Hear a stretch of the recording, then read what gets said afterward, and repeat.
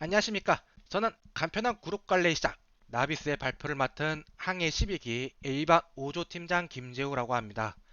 발표 순서를 말씀드리겠습니다. 소개 및 시연, 아키텍처 및 기술적 의사결정, 프론트엔드와 백엔드의 트러블 슈팅, 그리고 유저 피드백 순으로 발표를 진행하겠습니다. 중소규모 그룹 활동을 해보시면서 노션, 슬랙, 구글 폼 등의 다양한 플랫폼을 사용해 보셨을 것입니다.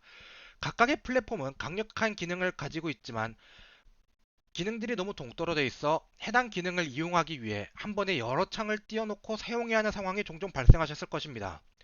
그래서 저희는 이런 기능들을 간편하게 쓸 수 없을까? 스터디에 필요한 기능을 한 플랫폼 안에서 전부 해결할 수 있지 않을까? 하는 생각에 나비스를 만들게 되었습니다. 시연 영상 보시죠.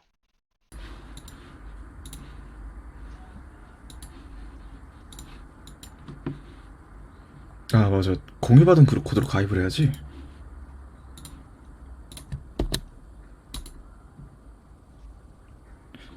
마감이 코앞이네. 얼른 과제를 제출해야겠어.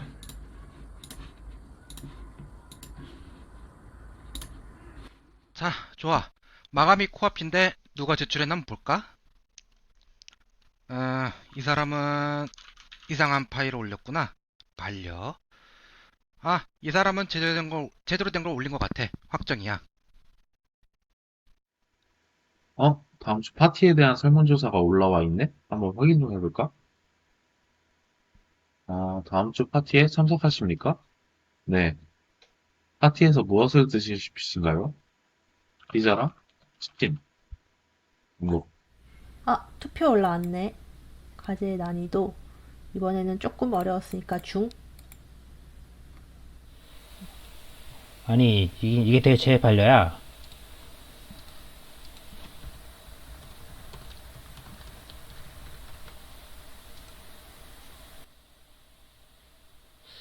어라? 내가 파일 잘못 보냈나? 잘못 보냈구나. 다시 보내야겠다.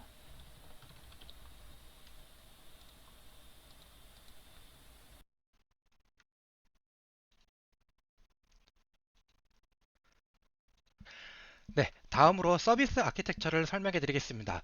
프론트에서는 작업 효율의 증대와 편리한 개발 환경을 구축하기 위해 리코일, 리액트 쿼리, GitHub 액션을 통한 자동 배포를 구성하였고 HTTP 통신을 도와주는 엑시오스를 통해서 백엔드 API와 통신하였습니다. 백엔드에서는 GitHub 액션을 이용해 CI/CD를 구축하였고 엔지닉스를 이용하여 배포 중에 서비스 이용이 끊기지 않도록 하나의 인스턴스에 포트 두 개를 사용한 롤링 배포로 무중단 배포를 구성하였습니다. 저희 프로젝트는 많은 파일과 이미지들을 저장해야 하기 때문에 EC2에서 접근하기 쉬운 S3를 이용해 저장소를 만들었고 메인 데이터베이스에는 RDS의 관계형 데이터베이스인 MySQL을 사용하였습니다. 그리고 채팅을 구현하기 위해 웹소켓 그리고 스톰프를 이용해 양방향 통신을 구성하였습니다. 먼저 프론트엔드의 기술적 의사결정에 대해 설명해 드리겠습니다. 저희 조는 적은 인원으로 많은 스코프를 감당해야 했기 때문에 무엇보다 간편한 기술이 필요했습니다. 리덕스 청크는 로딩, 에러 핸들링 같은 보일러 플레이트의 불편함으로 인해 이전 경험보다 규모가 큰 프로젝트를 진행함에 있어 반드시 대체제를 찾아야 하는 기술이었습니다. 그냥 한 번이라도 써볼 리덕스 청크의 사용을 유지하는 방법도 있었지만 대안점으로 리액트 쿼리가 제시되었습니다. 리액트 쿼리는 리덕스 청크에 비해 짧고 직관적이라는 장점이 있어 비록 경험한 적이 없는 새로운 기술 스택이었지만 빠르게 익히고 도입할 수 있었습니다. 다음으로 리코일입니다. 리액트 쿼리를 선택했던 것과 같은 논리로 리덕스보다 익히기 쉬우면서 작업량을 줄일 새로운 상태 관리 방법이 필요했습니다. 이에 대한 대안으로 리코일의 사용이 제시되었습니다. 하지만 이미 리액트 쿼리를 익히고 있는데 또 다른 기술 스택을 배워도 작업에 영향이 없겠냐는 의문이 제기되었고 리덕스와 코드를 비교해보며 리덕스의 사용을 유지하는 것보다 리코일을 배우고 도입하는 것이 훨씬 시간적 이득이 될 것이라는 것을 인정하고 도입하게 되었습니다. 네, 다음으로는 백엔드 쪽 의사결정에 대해서 설명해 드리겠습니다. 백엔드에서는 중복된 회원가입을 방지하기 위한 이메일 인증과 악의적인 반복 요청을 방지하기 위한 API 리미터 기능을 도입했습니다. 이를 위해서는 데이터베이스에 데이터를 저장해야 하는데 MySQL과 레디스 중에서 어떤 것을 선택할지 고민하였습니다. 그 결과 이 기능은 사용시간이 짧고 빠른 응답이 필요하기 때문에 레디스를 선택하여 데이터를 저장하기로 결정하였습니다. 레디스는 인메모리 데이터 저장소로서 빠른 응답 속도를 제공하므로 이러한 결정에 적합한 선택이었습니다. SSE를 선택하게 된 과정에 대해 설명하겠습니다. 사용자들에게 실시간 알림을 보내고 저장해야 하며 레디스 펍서브는 대규모 분산 시스템에 적합하고 빠른 응답 속도를 가지고 SSE는 웹 브라우저에서 지원하는 표준 기술로 비교적 간단하게 구현할 수 있었습니다. 팀원들과 논의한 결과 시간이 얼마 남지 않은 상황이라 구현하기 간단한 SSE를 사용하기로 최종 결정하였습니다. 트러블 슈팅의 종류와 해결 과정에 대해 설명해 드리겠습니다. 사용이 간편하다고 해서 도입했던 리액트 쿼리에서 겪었던 프론트 문제입니다. 프론트에서는 특정 페이지에서 다른 페이지로 이동한 다음 돌아왔을 때 기존에 있던 쿼리가 삭제되지 않고 비활성 상태로 끝까지 남아있어 유스 쿼리로 데이터를 받아오지 못하는 상황을 겪었습니다. 해결책으로는 문제가 되는 페이지에 접속하기 위해 꼭 거쳐야 하는 중간 페이지에서 문제가 될 쿼리의 키값을 삭제하는 방식을 시도하였습니다. 이 덕분에 전체 쿼리를 리패치할 필요 없이 문제되는 쿼리만 삭제할 수 있었습니다. 기술적인 트러블만 겪었던 것은 아니었습니다. 한 문제에 대한 한 명의 휴먼 에러는 스스로 풀 수 있지만 여럿의 휴먼 에러는 잠깐 작업을 멈춰야 할 정도로 심각한 이슈였습니다.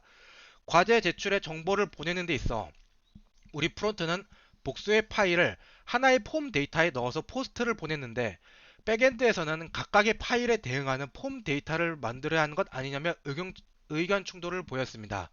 하지만 심도 깊은 대화와 비교를 거친 끝에 백엔드 부팀장께서 직접 프론트엔드의 코드를 받아 로컬 환경에서 테스트해본 다음 백엔드 쪽 휴먼 에러였다는 것을 인정하며 규격을 맞추는 것으로 해결되었습니다.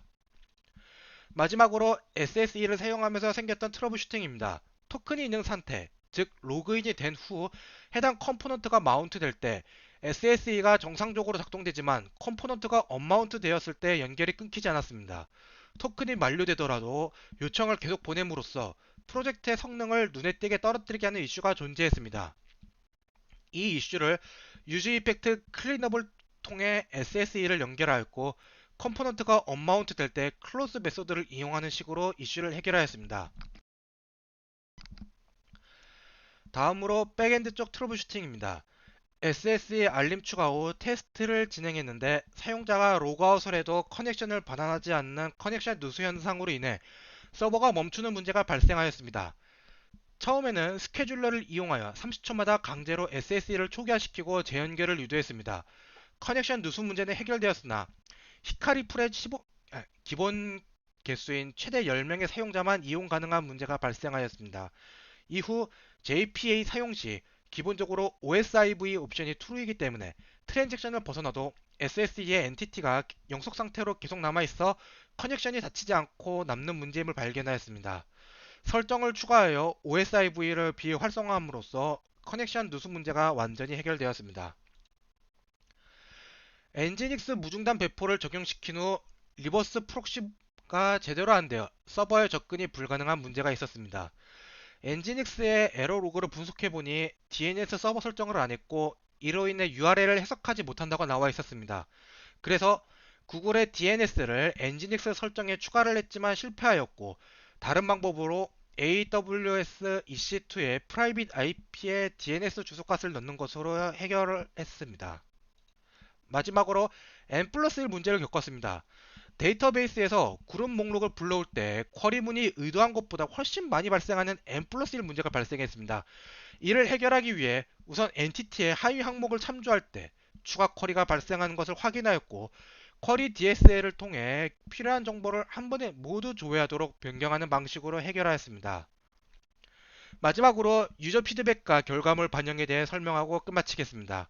나비스는 2014년 4월 15일부터 17일 총 3일간 나비스의 설문조사 기능을 통해 자체적으로 데이터를 모아보았습니다. 이용자의 대다수, 약 88%의 이용자가 나비스의 사용감에 만족하셨고 과반수 이상의 참여자가 주요 기능인 과제, 그룹, 생성 및 가입, 투표, 설문을 이용함으로써 나비스의 여러 기능에 빠르게 적응하고 테스트할 수 있었음을 보여주었습니다. 많은 분들이 피드백을 남겨주셨지만 크게 세 가지의 범주로 나눌 수 있었습니다. 우선 긍정적 피드백으로는 간편한 사용, 다양한 기능의 통합, 직관적인 정보 노출을 남겨주셨습니다. 다양한 기능이 혼재함에도 원하는 기능 혹은 정보에 빠른 접근이 가능했다는 피드백이었습니다. 다음으로 개선점으로 꼽은 부정적인 피드백들은 UX 대처 미흡, 순서 정렬, 검색 기능 부재 등이 있었습니다. 이를 해결하기 위해 UX 대처 미흡으로 손꼽았던 부분을 개선했습니다. 각 인터랙션에 대한 안내 메시지 혹은 확인 메시지로 토스트와 윈도우 컨펌을 이용하여 정보 안내와 확인 등 보다 자연스러운 UX를 제공할 수 있도록 수정하였습니다.